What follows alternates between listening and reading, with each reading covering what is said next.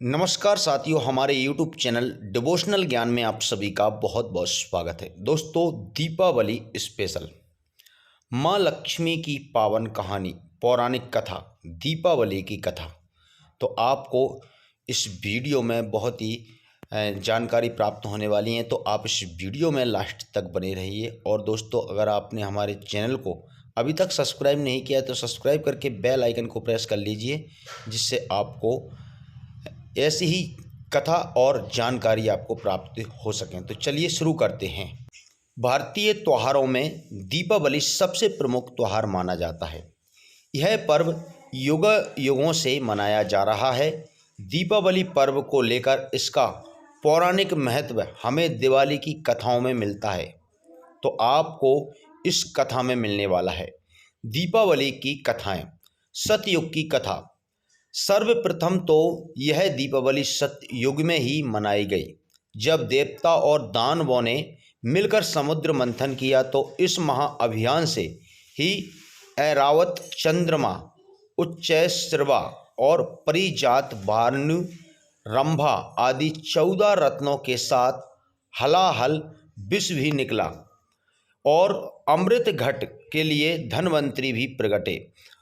इसी से तो स्वस्थ के आदि देव धन्वंतरी की जयंती से दीपोत्सव का महापर्व आरंभ होता है। कार्तिक कृष्ण तृतीयोदशी अर्थात धनतेरस को तत्पश्चात इसी महामंथन से देवी महालक्ष्मी जन्मी और सारे देवताओं द्वारा उनके स्वागत में प्रथम दीपावली मनाई गई। त्रेता युग की कथा। त्रेता युग में भगवान श्री राम के नाम से अधिक पहचाना जाता है।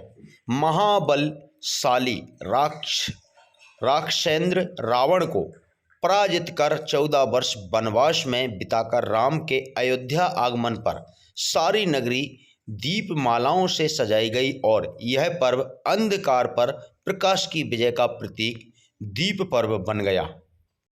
द्वापर युग की कथा नंबर 1। द्वापर युग में श्री कृष्ण का लीला युग रहा और दीपावली में दो महत्वपूर्ण आयाम जुड़ गए। पहली घटना कृष्ण के बचपन की है। इंद्र पूजा का विरोध कर गोवर्धन पूजा का क्रांतिकारी निर्णय क्रियान्वित कर श्री कृष्ण ने स्थानीय प्राकृतिक संपदा से प्रति सामाजिक चेतना का शंखनाद किया और गोवर्धन पूजा के रूप में अन्नकूट की परंपरा बनी। कूट का अर्थ है पहाड़, अन्नकूट अर्थात भोज्य पदार्थों का पहाड़ जैसा ढेर अर्थात उनकी प्रचुरता से उपलब्धता। वैसे ही श्री कृष्ण बलराम श्री कृषि के देवता हैं।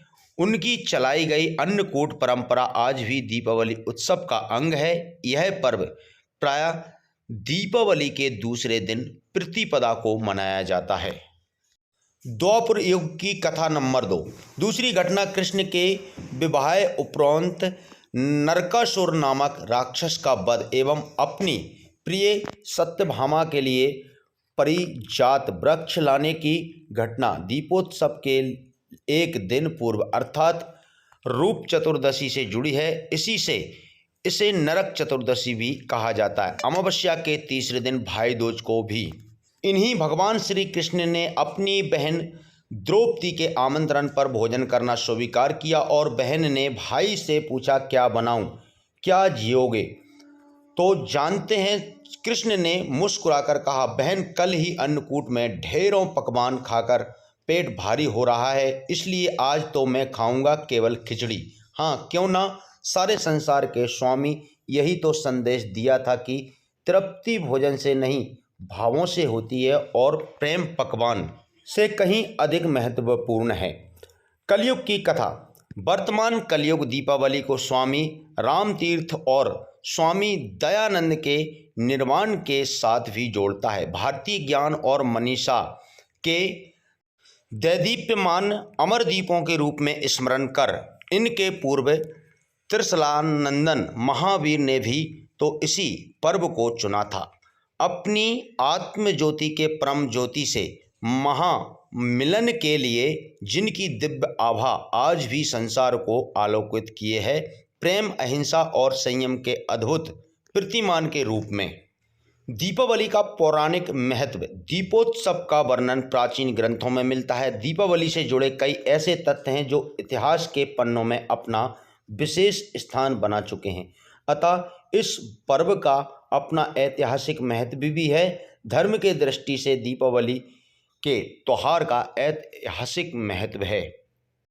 भगवान श्री विष्णु ने 3 पग में तीनों लोकों को नापकर तथा राजा बलि की दानशीलता से प्रभावित होकर पाताल लोक दिया तथा आश्वासन दिया कि उनकी याद में भूलोकवासी प्रत्येक वर्ष दीपावली मनाएंगे।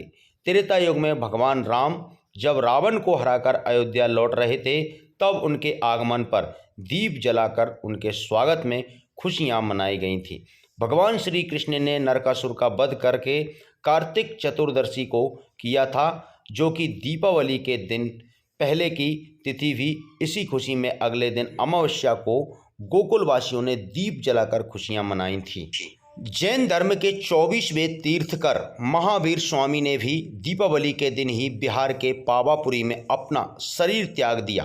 दीपावली के ही दिन अमृतसर के स्वर्ण मंदिर का निर्माण भी शुरू हुआ था। देवी महाकाली ने जब राक्षसों का वध करने के लिए रौद्र रूप धारण किया था और राक्षसों के वध के बाद भी उनका क्रोध शांत नहीं हुआ, तो भोलेनाथ स्वयं उनके चरणों में लेट गए और शिव की शरीर स्पर्श मात्र से ही देवी महाकाली का क्रोध समाप्त हो गया। अतः इसी की याद में उनके शांत रूप लक्ष्मी की पूजा की शुरुआत हुई। इसलिए दीपावली की रात महाकाली के रौद्र रूप काली की पूजा का भी विधान है। भगवान राम जब 14 वर्ष वनवास करके अयोध्या वापस आ रहे थे, तब मिथिला से अयोध्या तक का मार्ग 3 दिनों में तय करके महाराज जनक के मंत्री राजा दशरथ के दरबार में पहुँचे।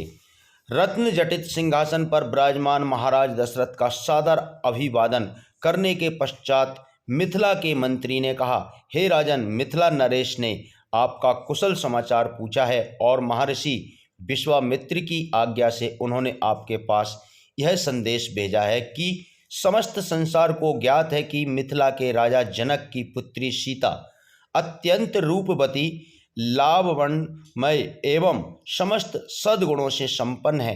राजा जनक ने अपने यहाँ एक यज्ञ किया था। उसमें उन्होंने यह प्रतिज्ञा की थी कि जो कोई भी भगवान शंकर के विख्यात धनुष पिनाक पर प्रत्यंचा चढ़ा देगा, उसके साथ राजकुमारी सीता का विवाह कर देंगे।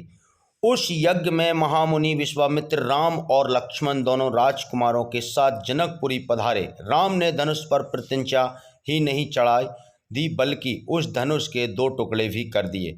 इस प्रकार उन्होंने अपने आदित्य पराक्रम से सीता को प्राप्त कर लिया। अतः राजा जनक ने आपसे सादर अनुरोध करते हुए यह संदेश भेजा है कि आप अपने समस्त परिजनों, बंधुओं, बांधवों, मंत्रियों एवं पुरोहितों तथा गुरु वरिष्ठ के साथ शीघ्र बारात लेकर मिथिला पधारने की कृपा करें, ताकि राजकुमार श्री रामचंद्र के साथ सौभाग्य कांक्षणी सीता का विवाह वैदिक रीति से संपन्न हो सके और मिथिलेश कन्या के ऋण से उत्तरण हो सके। यह शुभ संदेश को सुनकर महाराज दशरथ अत्यंत प्रसन्न हुए। राम लक्ष्मण की कुशलता एवं अद्भुत पराक्रम का समाचार सुनकर उनका हृदय विभोर हो गया। वे मंत्रियों से बोले, मंत्रीवर, हमारा हृदय राम और लक्ष्मण से मिलने के लिए बहुत व्याकुल हो रहा है, इसलिए आप शीघ्र ही परिजनों एवं दरबार के सभासदों के साथ जनकपुरी चलने की व्यवस्था कीजिए। समस्त बंधु बांधवों, राज्य के प्रतिष्ठित सेठ, साहूकारों, विद्वानों आदि सबको बारात में चलने के लिए निमंत्रण पत्र भिजवाइए। सेनापति जी से कहिए वे शीघ्र चतुरंगिणी सेना को तैयार होने का आदेश दें। यदि संभव हो तो ऐसी व्यवस्था कीजिए कि हम सब लोग कल ही प्रस्थान कर सकें, क्योंकि हमारे समधी मिथिला नरेश हमसे बहुत शीघ्र मिथिलापुरी पहुंचने का आग्रह किया है। साथ ही परम पूज्य राजगुरु वशिष्ठ जी, वामदेव, जाबाली, कश्यप, मार्कंडेय, महर्षि कात्यायन आदि ऋषि मुनियों से भी यह प्रार्थना करें वे कल प्रातःकाल ही हम लोगों के चलने से पहले ही जनकपुरी के लिए प्रस्थान कर जाएं। इस बीच हम तीनों महारानियों को यह शुभ समाचार देने के लिए जाते हैं। इतना कहकर राजा दशरथ ने मंत्रियों को आदेश दिया कि वे मिथिला से आए हुए अतिथियों का उचित सत्कार करें और उनके खान पान, ठहरने आदि का समुचित प्रबंधन करें। इसके पश्चात वे स्वयं राज प्रसाद के अंतपुर पहुंचे और तीनों रानियों को बुलाकर यह शुभ संवाद सुनाया। शीघ्र ही यह समाचार संपूर्ण अयोध्या नगरी में फैल गया। घर घर में मंगल गान होने लगे, नृत्य संगीत का आयोजन होने लगा। महाराज की आज्ञा पाकर मंत्रीगण तथा भृत्यगण विवाह की तैयारी में जुट गए। जन जन के मन में अद्भुत उत्साह था। ऐसा प्रतीत होता था जैसे प्रत्येक व्यक्ति के भीतर विद्युत का संचार हो गया हो। सभी लोग अभूतपूर्व द्रुत गति से समस्त कार्यों को संपन्न कर रहे थे। अर्धरात्रि होते चलने की सारी तैयारी पूर्ण हो गईं और फिर दूसरे दिन दल बल के साथ राजा दशरथ रवाना हो गए। 4 दिनों तक चलने के पश्चात बारात मिथिलापुरी पहुंची। यह ज्ञात होते ही अयोध्या नरेश ऋषि मुनियों, मंत्रियों, परिजनों एवं अपनी संपूर्ण मंडली के साथ नगर के निकट आ पहुंचे। मिथिला नरेश जनक अपने मंत्रियों और पुरोहित, मुनियों, विद्वानों आदि को साथ लेकर उनकी आगवानी के लिए नगर के मुख्य द्वार पर जा पहुंचे। उन्होंने बड़े आदर के साथ राजा दशरथ की अभ्यर्थना करते हुए कहा, हे नृपश्रेष्ठ, आपके दर्शन करके मैं कृतज्ञ हुआ और आपके पदार्पण करने से जनकपुरी की भूमि धन्य हुई। आपने सीता को अपनी कुलवधू के रूप में स्वीकार करके मेरे वंश को सम्मानित किया है। यह मेरा अहोभाग्य है कि आज मिथिलापुरी में महर्षि वरिष्ठ वामदेव, मार्कंडेय एवं कात्यायन जैसे परम तपस्वी महात्माओं के चरण पड़े हैं। मैं नहीं समझ पा रहा हूं कि इस असाधारण सम्मान को पाकर किस प्रकार अपने भाग्य की सराहना करूं। इस प्रकार समस्त आगत महाअनुभवों का सत्कार करके महाराज दशरथ को उनके साथ आए हुए ऋषि मुनि, बंधु बांधवों, मंत्रियों एवं सैनिकों को जनवासे में ठहरने की उचित व्यवस्था की। जनवासे में राजा दशरथ बहुत देर तक मुनि विश्वामित्र और अपने दोनों पुत्रों के साथ बैठे हुए उनके कृत्यों और पराक्रमों का विवरण सुनते रहे। इस विवरण को सुनकर कभी वे आनंद से रोमांचित हो जाते, कभी आश्चर्य से दांतों तले उंगली दबाने लगते, कभी प्रशंसा से अपने राजकुमारों की पीठ थपथपाने लगते। बातचीत करने के पश्चात भोजन आदि से निवृत्त होकर वे विश्राम करने चले गए। तो मित्रों, आपको यह कहानी कैसी लगी?